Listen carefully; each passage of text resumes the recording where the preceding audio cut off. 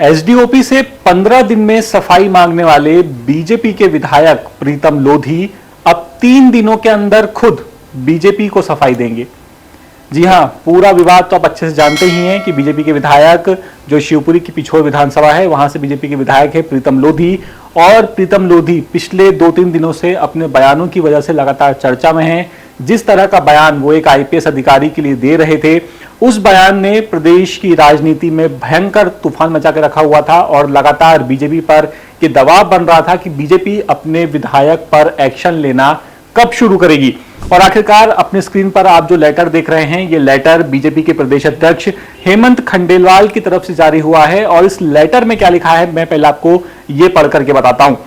इस लेटर में लिखा गया है कि 3 दिनों के अंदर, विगत दिनों आपके द्वारा जो आचरण किया गया वो अत्यंत आपत्तिजनक है। आपके द्वारा किया गया आचरण पार्टी अनुशासन के अनुरूप नहीं है, अतः 3 दिन के अंदर अपना स्पष्टीकरण देवे, अन्यथा आपके विरुद्ध कार्रवाई की जाएगी। ये लिखा है प्रदेश अध्यक्ष भारतीय जनता पार्टी के हेमंत खंडेलवाल ने। पार्टी के संज्ञान में है मामला, पार्टी अनुशासन का नोटिस भी दिया है और पार्टी संबंधित पे जो कार्रवाई होगी वो भी करेगी। आपको बता दें कि यह पूरा विवाद तब से शुरू हुआ था जब पिछोर से बीजेपी के विधायक प्रीतम लोधी के बेटे दिनेश लोधी पर यह आरोप लगा कि उन्होंने अपनी थार गाड़ी से एक मोटरसाइकिल सवार को टक्कर मारी, जिसके बाद 3 वो मोटरसाइकिल सवार और 2 महिलाएं, इन्हें चोट आई थी। और इसके बाद उस वक्त प्रीतम लोधी ने यह पोस्ट किया था फेसबुक पर कि मैं चाहता हूं कि कानून इस पर कार्रवाई करे, जनता सर्वोपरि है। लेकिन जब पुलिस ने विधायक के बेटे को थाने तलब किया, वो थाने पहुंचे, तब जाकर के उसके बाद प्रीतम लोधी बहुत आग बबूला हुए। प्रीतम लोधी ने उसके बाद कई बयान दिए। उनका एक बयान तो बेहद चर्चा में रहा।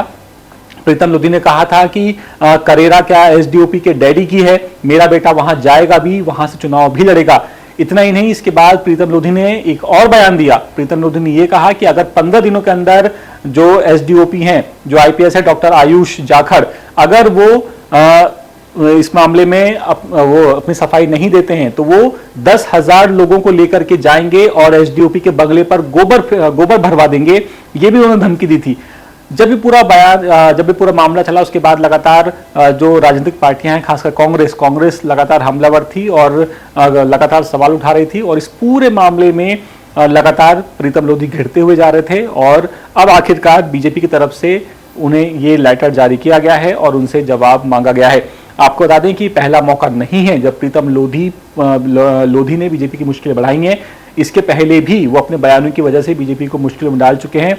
याद कीजिए उनका वो पहला बयान जो उन्होंने ब्राह्मणों को लेकर के दिया था, जिसके बाद बीजेपी की और उनकी भी खूब किरकिरी हुई थी। लेकिन जैसे तैसे उस वक्त मामला संभाल लिया गया था।